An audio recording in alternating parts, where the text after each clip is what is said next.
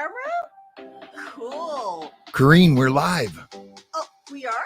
We are. Can they see me though? No, yes, they can see you, but you can't see them. Oh my gosh, so cool. I can see. All right, let me get started then.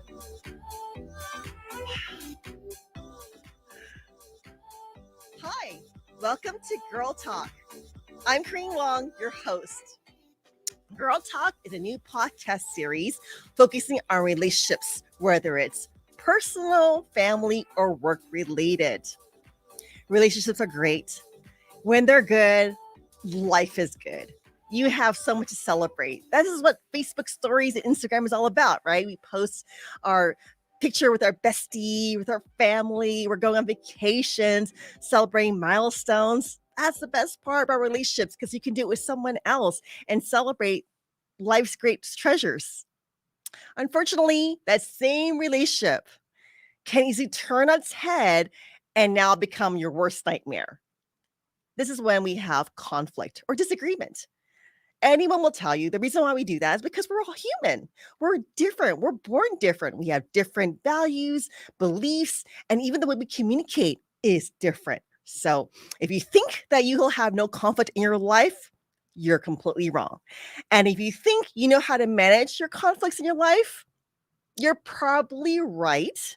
But it doesn't hurt to learn more tips on how to manage it because I will tell you that when you're in a heated situation with your loved one or your bestie or your coworker, logic goes out the door. You totally lose your cool and you'll end up doing everything what all those books that you read told you not to do.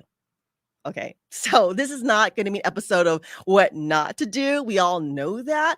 I might tell you the three crucial, practical things that you can do in any type of heated debate and not lose your cool. Keep it simple, keep it professional, and nothing below the belt. Today's topic is a juicy one. What do you do if someone picks a fight with you? Oh, da da da da. Hasn't it happened before in your life? It has happened to everyone in their life, whether you want to believe it or not. You were probably the victim or you were just hanging out in your kitchen making food, and all of a sudden your boyfriend comes out of nowhere and just starts to make remarks to you, insult you, or you're out with your girlfriends and she started to name call you and tell you how she really feels about you. Oh my goodness. So think about all those times that someone started a fight with you. It's very upsetting, right? Because you're being picked on and you're like, but I'm innocent. I didn't do anything. Your natural response is to fight back, right? It's kind of like a tiger. You push them in a corner, they're going to jump out and bite you back. By the way, I'm a tiger as well. That's my sign, but I will not be a tiger if someone is attacking me because I got to restrain myself and hold back and think, wait a minute. I'm cooking dinner and all of a sudden my husband comes to the door and he's pissed at me. Why is that? There has to be a rationale for that. Because yesterday we had a lovely dinner. We celebrated our anniversary and now he's pissed at me. What happened? What happened the past 24 hours that made him erupt like that? Our first tip today is don't react to that person. When that person wants to pick a fight with you, they're going to throw all punches at you, throw jabs, insults, snide comments. They know what gets under your skin. They say things that is completely untrue just to piss you off, to get a rise out of you.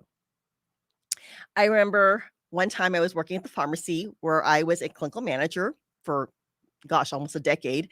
And I said good morning to a fellow member. She was a per diem pharmacist. And I said, good morning. She looked at me with a death stare, walked away. And I said, okay. That was really random why she would not repeat good morning to me. Don't know why that happened. About 2 hours later, my boss walked in and then she said, Corrine, I need you to leave because I have a meeting with that pharmacist. The pharmacist walked in. She's very angry at me. She gave me a death stare as I'm walking out. About half an hour later, my boss calls me in and says, Kareen, what did you do to her? I said, what do you mean? I did nothing to her. I said, good morning. What's wrong with good morning? I don't understand what I did to her. Well, apparently she had an issue with me.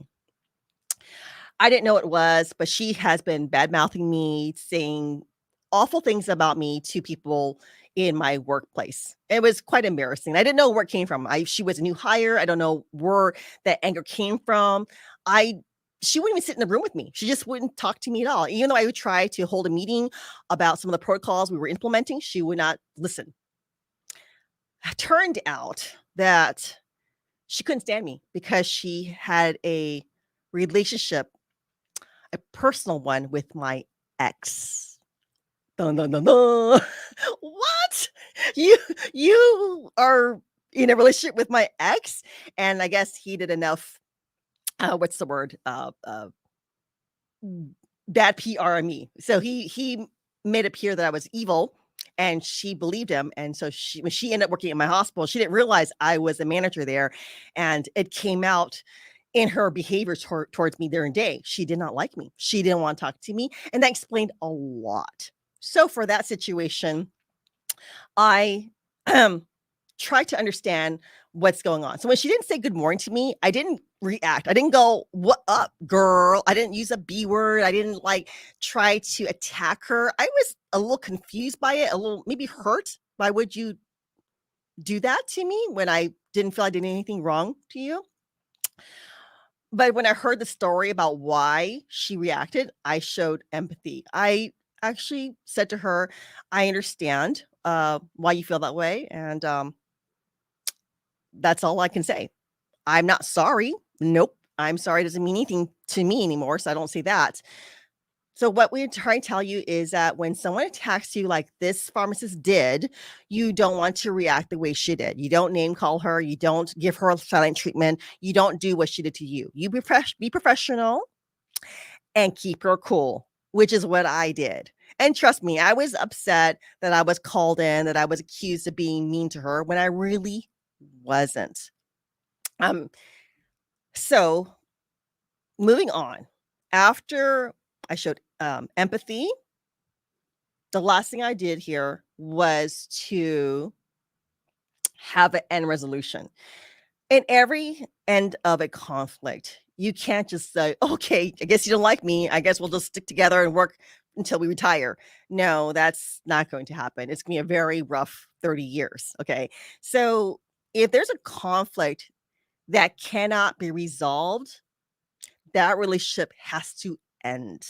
You have to walk away. And what happened with that pharmacist, she had to quit. She hated me that much, couldn't stand me, and could not maintain a civil relationship with me. So she quit within 2 weeks. I'm okay with that. She tried to apologize to me for behaving that way. I think her words were, so I'm sorry that this happened. I looked at her, I said, yeah, you should be. That was my response. And I walked away from her goodbye party. I say it like it is. I'm pretty honest. And anyways, the point here is that she decided that relationship she couldn't have with me, and she left. So that's the third point, is that there has to be an resolution.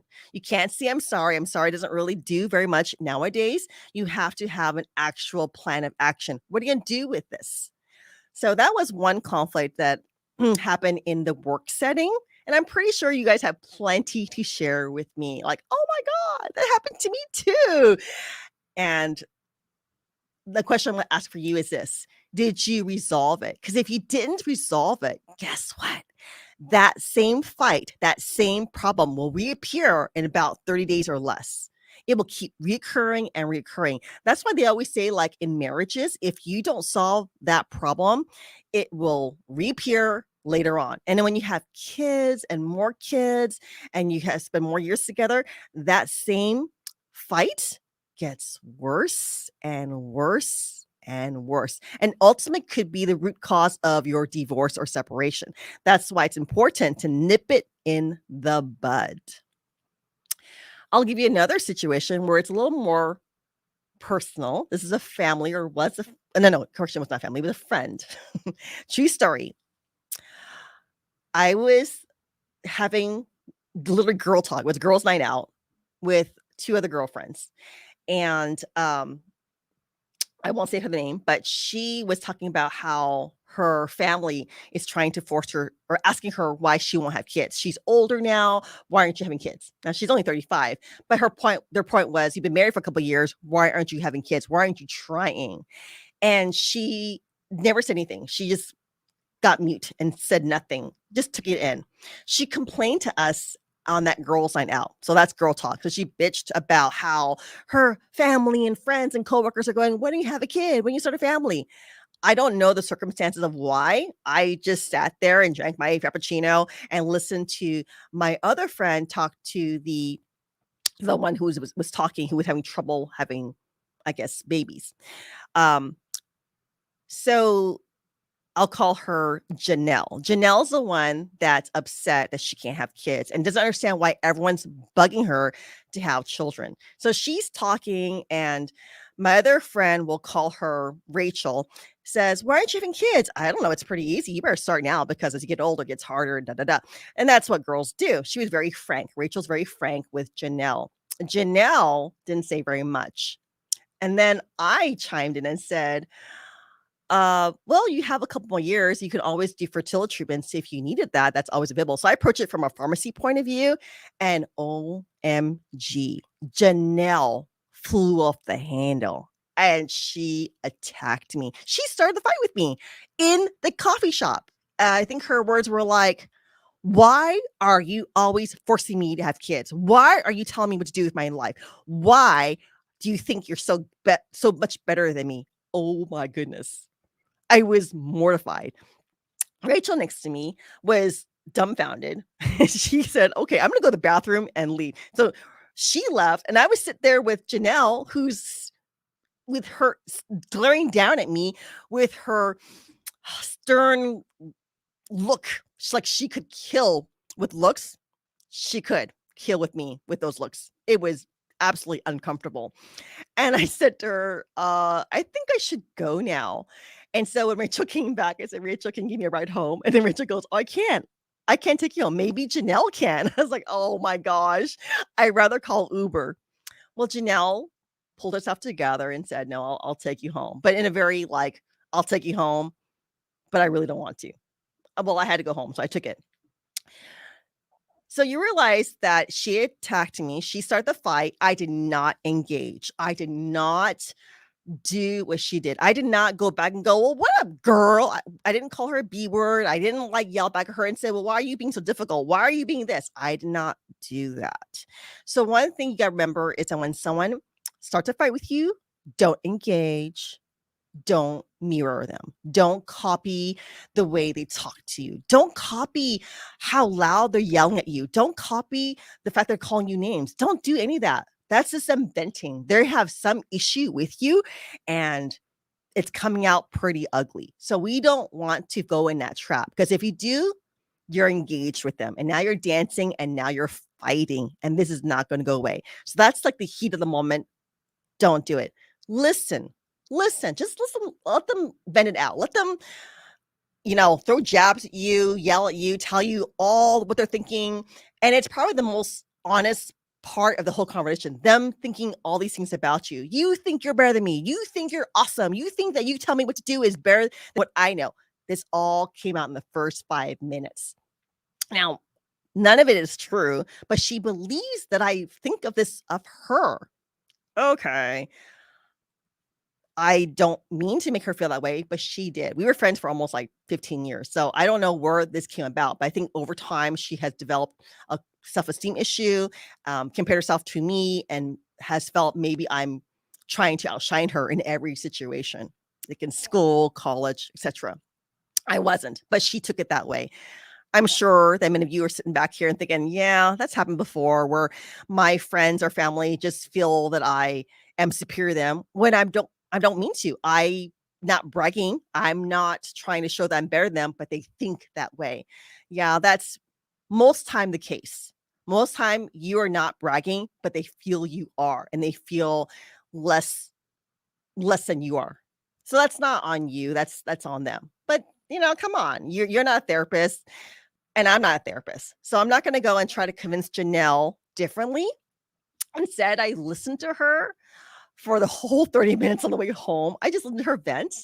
And then when she was done with the name calling and the hostility, I would say, I said, I'm sorry that you feel this way.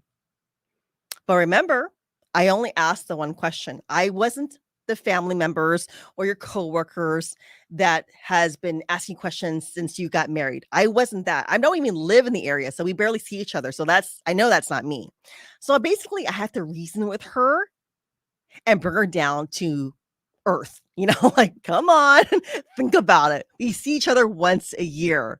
Whatever you're mad about, it's not me. I just happen to be the person that you are venting on, that you are unloading on. So with that, I start to ask questions and be more a conversation. Try to keep it professional. I didn't, again, raise my voice. I said, okay, Janelle, why do you feel that you're being pressured? And I said, do you want to have kids? Have you been trying? Is there anything I can do to help you? Have people been forcing you? And how do you deal with that? So basically, I asked her a lot of questions, kind of like a detective, to find out what was the root problem. And you know what the root problem was? It was the fact that she couldn't conceive. She's been trying secretly, and did not like to hear. Did not like to hang out with other people with children. It was hard for her to hang out with other people that had children and happy families. It bothered her extremely a lot. And then as I asked more questions, she started saying things like, since high school, I've always been the popular girl, and she resented that. I've always been having the one with more boyfriends, and she resented that. And so now I start to really get to the nitty gritty. Now I start to realize the root cause of her anger. For all these years, she may have been my friend, but she really resented everything I stood for. All right. So now we have gone past from questioning. And so now the conversation in the car was actually pretty nice. It was a conversation more like I asked, she answered, I asked, she answered for 30 minutes. And then when I got to my house, I had to make a decision. What do you do with this problem? Do I try to work on it? I could have done that. I could have said, well, I'm sorry, honey, you feel this way. Let me make it up to you. Let's have more conversations. Let's go to therapy together, or let's try to maybe not talk about those issues. I could have done that. My point is this, is that you cannot leave the car without having a summary sentence, a resolution. How are you going to handle it from this point forward? So what I said to her was this: from this point forward, I want you to have a great life. Good luck to ya. Bye. What? Yes. I dumped her. Yes, girlfriends can dump other girlfriends. I know it sounds pretty cruel, but I realize in that car, there is nothing I could say for the next 30 years of my life that will make her change her mind about me. She resents me. She wants to love me, but she can't. And it's not on me, it's on her. And I don't have 30 years to be her therapist so that she can be my friend. I consider her a toxic friend. So I was more than willing to say, I'm going to let you go. And that's what happened. And she was perfectly fine with that compromise. Okay, bye. Bye. By the way, girls don't say goodbye. We always say see you later, or, text me later. That's how we end our conversation. But when a girlfriend says bye, yeah, that's a very definite, irreversible goodbye. You won't see my face ever again. Maybe in the obituaries, but not in real life. Okay. That's kind of how it's going to fly from this point forward. I'm pretty happy ever since then. And she's happy ever since then, from what I've heard from my network of people, that she's happy and I'm happy. So it was a good outcome in the end. So there are many ways to handle a conflict. Like I said, you can try to work on it, you can end it, or you can change a relationship where it's not as close, but maybe more of a distant relationship. Like, for example, if you were at work, like that pharmacist I mentioned earlier, well, she couldn't handle me at all. She couldn't stand me. So she quit altogether. All right, that's fine. She has ability to do that. I'm not suggesting that you quit your job because you don't like someone. I'm not suggesting that. If you have the ability to quit because you can't stand the other person, fine. Do what makes you happy. But if you need that job, don't quit. You need to learn to work with the other person. You either um you have to change your relationship. So instead of being a close working relationship, make it more distant. For example, be more professional. You know, if you can have emails to each other, make sure it's emails that everyone can see. Add people on the string. Don't do private messages on cell phone. Those are ways to keep it nice and polite and distant. Okay. So again, we're going to change relationship. You're still working there. Uh, but you don't have to be as close. So there are ways to work with someone that you don't like, that you can't resolve your conflict with. Just change the flow of the relationship where it's not as close. Or you can end it, or you can make some compromises. Like from this point forward, we won't talk about babies. Okay, that's what we could done with Janelle. I didn't do that. I chose to take a different route and just end it all together. So those are great examples of a work problem, a friend problem. One thing you have to remember is that when you heat a moment, and this is the part where I really want to stress to my listeners and viewers, is that if someone starts to attack you and starts to fight with you, don't be doing what they're doing. Don't mirror them. Because the minute you start to raise your voice, the minute you start to yell, throwing jabs at them, yeah, it's not going to end very well. You're up here now. You got to bring yourself down here. So always remain cool. I know it's hard because you're like, I didn't do anything wrong. I don't know why they're attacking me. I get it. And honestly, it's not about who's right or who's wrong. It's more of just get them to let them vent, let it all out, get their, you know, their troubles off their chests. And if they have to say things to you, let them say anything to you. Honestly, 90% of that stuff is not even true. Okay. I remember times when my husband's mad at me about something, and he'll come up to me and he'll accuse me of having an affair or spending time with my other boyfriends. And I'm like, what are you talking about? I am loyal to you. I'm very faithful. But he would say things knowing that it would get under his skin. So I listened to him talk, and my kids are there. My kids are like, "Oh, daddy, you did not do that. You did not accuse mommy of cheating on you because that's pretty low, you know." So my kids know that I would never do that to my husband, but he would accuse me of that. And after listening to him complain and throw jabs at me, saying things like, "Oh," I don't even want to go into it, but they're not nice. Okay, they're not nice, and they're not true. Like, "Oh, my cooking's not that great," or gain some weight on their cream. Okay, that's not true. That's not true. You know, my cooking's pretty awesome. I look fine. You know, that's my approach to things. And this is what I say to my head because he's trying to get under my skin. If you let him win, if you let him get under your skin, then you become engaged, you start yelling, and now he wins. And now it's like two people fighting over what? Over an affair you never had? Come on. What a waste of time. After talking to him and bring him down to earth, okay, it turned out that he felt neglected. I was actually very busy with my Guiltless Treat, which is my company. I sell desserts, and I was going live in a store, and he felt neglected. This happens. I felt bad about that. I didn't realize I was so busy. I've been sleeping at 2 in the morning. I wake up at 8 and I have, teach classes, go to my pharmacy job. I'm very busy and I didn't realize I neglected him. So my bad. I did say I'm sorry and said from this point forward, every Friday night will be our date night. Promise you that. You get all of me for a whole 2 hours. We'll have dinner at Ruth Chris, whatever it may be, and we'll watch movies. And that's going to be how we make sure that you don't feel neglect. And guess what? I haven't had a problem with him about neglect in a long time. Like since that was like 3 years ago. Okay. So it's been a while. That's how you solve it. Okay. Get to the root cause. Find out why the person's attacking you. Why they pissed at you. What you do. Okay. We're not all that innocent. Sometimes we are, but don't be reactive. Approach it professionally and come with a resolution that you both can agree on. So he loved the idea of the date night on Fridays. He wasn't a big fan of it before because he had no time for it. But now with my busy schedule and his busy schedule, he was like, you know what? That's a great idea. Let's do that. Let's have a date night. Perfect. Done. Well, that's going to wrap up our session today. I hope you guys enjoyed the episode, took home some great tips, and maybe even found some of the examples relatable.